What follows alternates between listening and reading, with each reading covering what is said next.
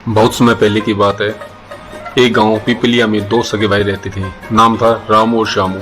दोनों के बीच शुरू से ही बहुत प्यार था। बचपन में एक साथ खेलते थे, स्कूल जाते थे, माँ के बनाए हुए लड्डू चोरी करके खाते थे। एक समय बाद उनके पिता की मृत्यु हो गई।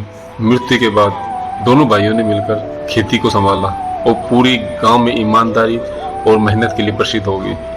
कुछ समय बाद रामू की शादी रीना नाम एक लड़की से हो गई।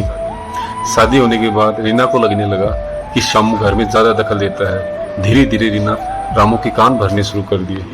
उसके बाद श्यामू को भी ये लगा कि उसकी इज्जत घर में बहुत कम हो रही है। दोनों भाइयों के बीच छोटी छोटी बातों और बहस होने लगी। कभी खेत की मेड़ को लेकर, कभी पानी की बटोरे को लेकर, कभी किसी चीज को लेकर।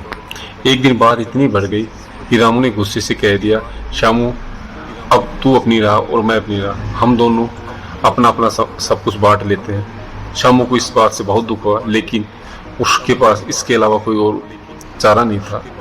दोनों के खेत, घर सब कुछ बट गए। समय बीतता गया।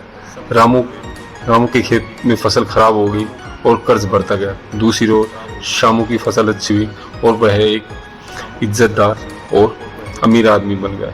लेकिन हमेशा उसको लगता था कि मेरे भाई के बिना मैं अकेला हूँ। एक समय बाद रामू की बेटी गुड़िया बीमार पड़ गई। इलाज के पैसे नहीं थे। रामू परेशान होकर गांव के कई लोगों से मदद मांगने गया, लेकिन सब ने मना कर दिया।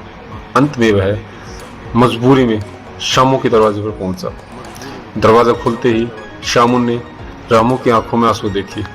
श्यामू ने बिना कुछ पूछे उसके हाथों में पैसे लाकर दे दिए और साथ में बोला, भाई ये पैसे नहीं मेरे प्यार है, गुड़िया मेरी भी बेटी है, आप उसका इलाज कराएं। यह बात सुनते ही रामू रोने लग गया और दोनों भाई एक दूसरे के गले लगकर रोने लग गए। रीना भी ने यह देखा तो रीना भी भावुक हो गई। उसके बाद दोनों भाइयों ने एक दूसरे से गलती मानी और इसके बाद तीनों एक साथ रहने लग गए। सभी गांव वालों ने कहा कि सच्चा रिश्ता वही होता है जो मुश्किल वक्त साथ देता है। जय हिंद, जय भारत।